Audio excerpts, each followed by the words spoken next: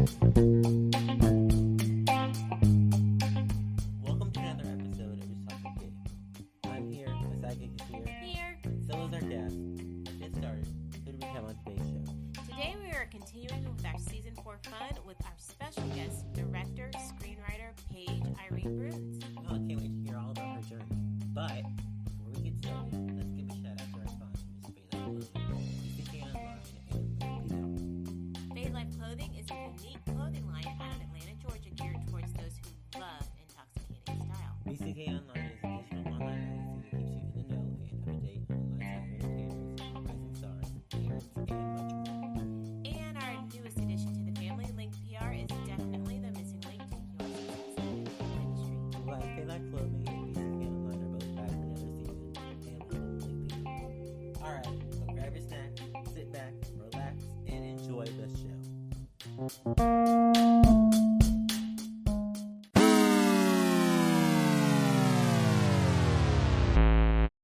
Paige, welcome to the show. We are glad you could join us for an episode of Just Talk with Gabe. Thank you so much for having me. I'm so excited to be here. Thank you for being on. I know our listeners want us to dive right in, so let's get into it. Sure. You are a screenwriter and director. Tell us how you got started in the industry. So I actually think that I've always known that I wanted to do something in entertainment. But for a while, I was kind of focused on a completely different side of the industry. I was very interested in acting. So I kind of did that whole thing for a few years, was very involved in theater and did a lot of auditions. But then the more I got into auditions, I very quickly realized that I was not cut out to be an actor. Being in a room full of people with eyes on me all the time was just not something that I was ever going to get used to. So Yeah. yeah. So I kind of took a step back from that and was still very involved in my high school theater program because I loved acting. I just didn't like it in that high pressure situation. And one day my theater director came up to me and said, "Hey, Paige, I'm thinking about doing a series of student directed one act plays. Would you want to direct one?" And I was a little confused and I was like, I don't know. Like, I don't really know anything about that. I don't know why you'd want me to do that. But I ended up doing it. And through that experience, that was the first time I was introduced to directing of any capacity. And I absolutely fell in love with it. And then everything else just kind of followed after that. Oh, that's awesome. Yeah, it is. That is a great way to kind of get into it. It is. Yeah. Now, as both a screenwriter and a director, what would you say is your favorite project to create? So I love deep-rooted emotional dramas. And I tend to be drawn to stories that touch on some of both societal and everyday issues. And I actually often say that I couldn't even tell a story without touching on some kind of problem that the world faces if my life depended on it. I've tried, I really have, but somehow it always worms its way into whatever I'm working on. Yes. Yeah. I can understand that. That's great. Yeah, that is. Now, was there something in specific, like I know you said you were an actress at first and you crossed over. Was there something in specific that made you want to be a director and a screenwriter? I don't know that other than that experience doing directing that one act play. In terms of screenwriting, though, I don't know that there was ever a time that I actually said, I want to be a screenwriter. I think it just kind of happened naturally for me. I will say, though, I always have had ideas running through my head. Yeah. Yes. And in high school, I was a varsity swimmer. So I spent a lot of time in the pool swimming laps where there's not a lot to focus on. So I would spend that time every day at practice coming up with characters and creating their world as I was swimming back and forth in the pool. So I spent a lot of time doing that without ever realizing what I was doing. Awesome. And I took a lot of creative writing courses also. Everyone that was offered, I took. So always very interested in story creation. Oh, that's neat. That is neat. Now, I have a question for you, Paige. Sure. What has been the one lesson that you've learned so far that's helped you the most as both a screenwriter and then as a director? Oh, that's such a good question. And it's hard because I've learned so many things over the years. And if I'm being honest, I'm still learning. Every time I step onto a set, it's a learning experience from start to finish. Right. But I think the lesson that stands out to me the most and is something that I'm constantly reminding myself as both a writer and a director is that vulnerability leads to authenticity. As a writer, That's real true. yeah, as a writer, I'm constantly putting myself in the shoes and emotions of other people, which all of a sudden makes it very personal, even if it's not something that you have been through in your own life. All of a sudden, because you felt those emotions, it feels very personal, which makes the idea of sharing it with anyone, let alone possibly the entire world, very scary. Right. But at the same time, allowing yourself to completely surrender to those emotions is what gives you the ability to create characters that do feel authentic and reflect real human beings. So I think that that's probably the best lesson that I've learned so far. That's a great lesson. That is. Now, where do you find inspiration for your projects? Everywhere. I'm inspired by so many things, books, movies, quotes, my friends, life in general. I actually have this list on my phone that I started probably like 5 or 6 years ago now. And it's just a list of random lines that I've heard people say that have caught my attention over the years, whether that be from my friends or like a stranger that I ran into in a grocery store that said something that caught my attention. So I get a lot of inspiration from people in general, and then also just normal everyday moments. And I think the best example of that is I'm working on a series right now. And the original concept came to me during a conversation I had with someone that I went to high school with who I hadn't talked to in years. And I had just reached out to him to ask about a place that I was thinking about moving. And I knew that he had experience with that area. And somehow through that conversation, I had this idea for this show, and it had absolutely nothing to do with what we were talking about. But for some reason, Wow. something in that conversation triggered this idea. So I get a lot of inspiration from just like normal everyday interactions. Oh, that's pretty neat. That is. Now, you have an amazing short film out, Anchor. Can you tell us about it? I can. Thank you so much. Anchor is a short film that tells the story of Haley Emerson, who is a very bright, very independent college student who experiences a traumatic sexual assault at a party, and then kind of simultaneously how the handling of that affects her relationships with everyone around her, including her best friend. Wow. Now we watched Anchor, Mhm. and it's extremely powerful, It and is. it's a very good piece. And what is the one thing that you hope people take away from this project? I hope that people walk away from the film with a new perspective, because the truth is we're never going to stop assault from happening with something like Anchor, but we can provide a space for conversation. Absolutely. And when I started writing the film, I kind of had a realization moment where I realized that in society, criminals are always looked at as innocent until proven guilty. But when you take a survivor of assault, more often than not, they're looked at as the villain until they're proven to be the victim, Right. which is a lot to wrap your head around. At least it was for me. So I hope that through this film, we can encourage conversations to shift from questions like, did it really happen? And if it did really happen, I want to know the details to prove that it happened. And then shift that to more questions of how can we support? And then anything else being like an afterthought. Hats off to you. Yeah. That's awesome. Thank you. Now, I do have a question. On a Okay. less serious note, if you weren't writing and directing, what would you be doing? I think if I wasn't writing and directing, I'd be doing something with either like neuropsychology or forensics. Really? Yeah, Wow. I've always had an interest in that stuff. And in film, it's weird. You kind of get to do a little bit of psychology. Right. So I always looked at film as like, oh, you can do everything you're interested in and explore all those avenues in film. Oh, that's You're pretty cool. not wrong. Yeah. So I Yeah. see a forensic show in your future too. Yes. You never know. It's totally possible. All right, guys, we're going to go on a quick commercial break. Paige, would you stay with us for the second half of the show so we can do a little fun round? Absolutely. All right, we'll be right back, guys. We'll be right back. Welcome back to the show, everyone. Welcome back, guys. And as always, if you have not downloaded the Anchor.fm app, Do it. do it. Start making your own podcast today, and let's get back into the show. All right, next round of questions, Paige. The fun Okay. round. Fun round. What is your favorite city and why? Good question. So I was actually just recently in Missoula, Montana, and Ooh. I absolutely adored it. It's such a beautiful place. There are literally mountains everywhere you look. The weather is amazing. There's like no humidity, which is wonderful. And the people are so friendly. Like, I did not want to leave when it was time to go home. So that actually might be my favorite place I've ever been to.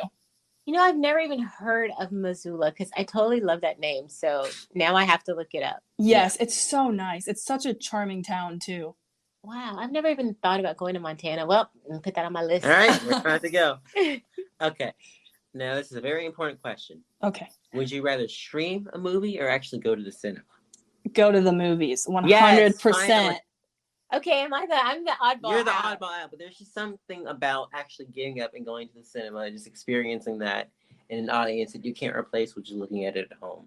Oh my gosh, there is. And I understand the other side of it. It's convenient to be at home. You're in your own space. But the experience is not the same when you're streaming something that was designed and shot to be seen on a big screen. Yeah. It's just not the same. That's true, but I can't go to the theater in my PJs, guys. So. You could. I mean, I could. It just would be at a place. People would look at me kind of strangely, but that's okay. Yeah. All right. Would you rather go to the future or to the past? I think I would go to the past. I think if I knew the future, that would drive decisions that I make now, and I don't think that that's always a good thing. Right. So where would you go in the past? I think I would go to like the 1920s, but like for a day or two. I wouldn't want to go back permanently. Yeah. But I've always been fascinated by like the Roaring 20s, so I think it would be cool to experience it.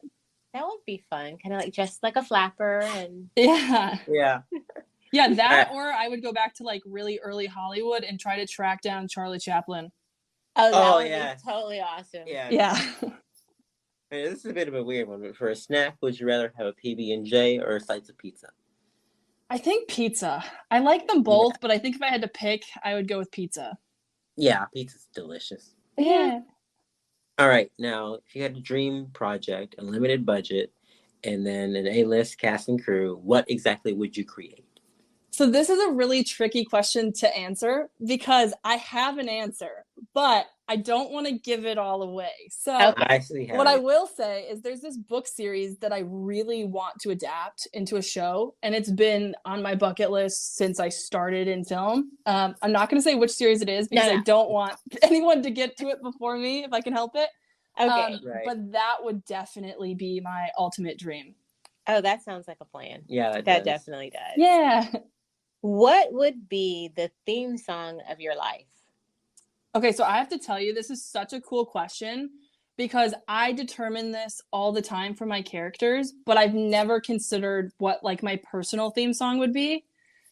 So cool. But I think it's hard, but I think I would say Somewhere Over the Rainbow from The Wizard of Oz. Oh, that's awesome. I love Yeah. I love that song. Yes, me too. Well, the movie was like the first movie that ever caught my attention as a child. So it's played a really big role in my journey as a storyteller. And then if you look at the song itself, it talks about, how if you dare to dream, anything can happen. Right. And I think, especially in this industry, it's a good reminder to kind of take those steps towards your goals, no matter how big or scary they might seem. That's true. Yeah, that is true. That's a good one. Mm-hmm. Yeah. Now, the most important question of the day. Okay. If you could only take 5 things to a desert island, what would they be? Oh, gosh. Well, for starters, I'd bring food for obvious reasons. Right. And then some kind of like water purifier or something that I could filter whatever source I might have access to.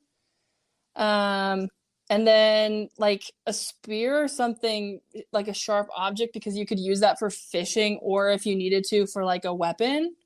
Right. Matches.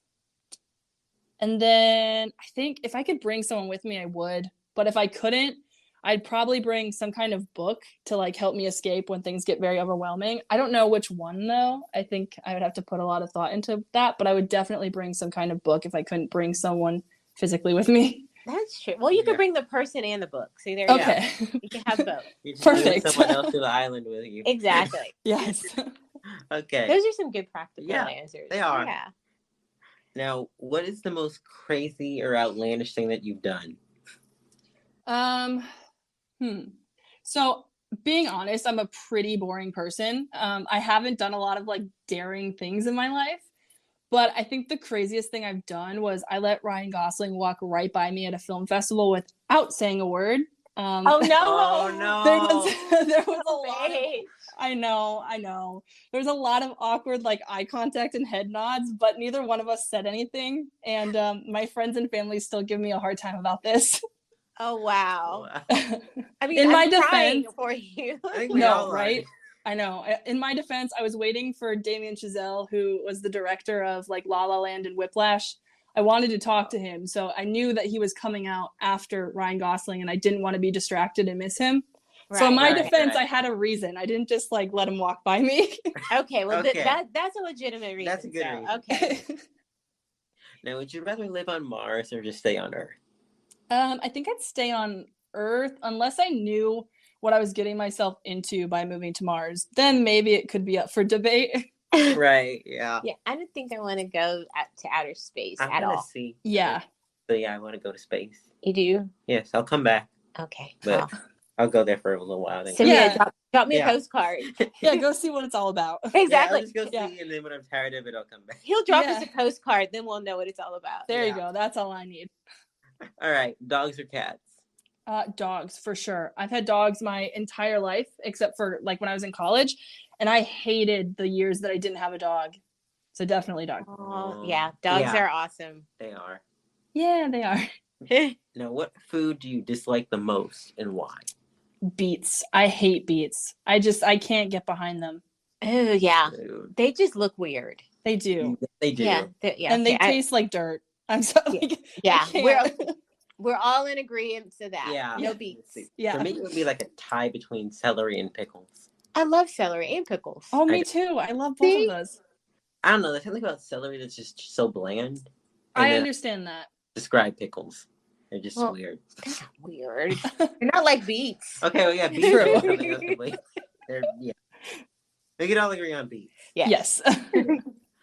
What is the one piece of advice that you would give to kids who want to be in the entertainment industry? I would say surround yourself with people who are more experienced than you are, because you will learn a lot in a very short amount of time from just being around them and watching what they're doing. I would also suggest learning how to identify when your actors have hit their emotional wall and when they've given you kind of everything that they have. Learning that and knowing how to identify it so that way you can be prepared enough to take a step back is really, really important, because as a director, it's your job to be their biggest advocate. And the second that they've hit that emotional wall and you ask them for another take or ask them to do something differently, you're no longer their biggest advocate. So I would definitely suggest learning how to identify your actors' emotional walls. Wow. Yeah, that's important. Definitely. Mm-hmm. In addition to all that you have going on, what's next for you? So I'm currently working on a multi-season drama series. I can't unfortunately talk too much about it, but I can say that the tone of it is kind of like Breaking Bad meets Ozark meets Outer Banks, if you know any of those shows. Oh yeah, totally. Yeah, so it's kind of the tone is kind of a mix of that. Okay. Oh wow. Well, when you definitely finish and get it out there, you have to come back and talk about it. Absolutely. I would love to come talk to you about it. All right. Now, what is the one thing you want our audience to know about you? I want people to know that I am incredibly passionate about telling stories that show the realities of both like societal and everyday issues. And then along with that while some of what I write about, I maybe haven't experienced personally, I am 100% an advocate, and I am there to support in any way that I can. That's awesome. Okay. Where can people find you on social media? So Instagram is the best place to find me, and it's just my name. So it's Paige Irene Bruns. Okay. All right. Well, Paige, thank you so much for joining us today. Thank you so much for having me. You. Absolutely. All right. We seem to talk in unison a lot. We do. It's like our It brains are happens. like one thing. Exactly. Or just a hive mind over here. Yeah, we're a hybrid of the same person, I guess. But Gotcha. thanks again, Paige, so much. You have truly made our show great today, so we've enjoyed it. Of course. Thank you so much. And the questions you guys asked were awesome. Oh, thank you. Yeah. That was a great interview. Thanks so much to Paige for coming on today. Make sure to check out her second interview with her sister company, Action Magazine, in our January-February issue. Be sure to check out her short film, Anchor, as well. And I'll see you guys next time. Peace out.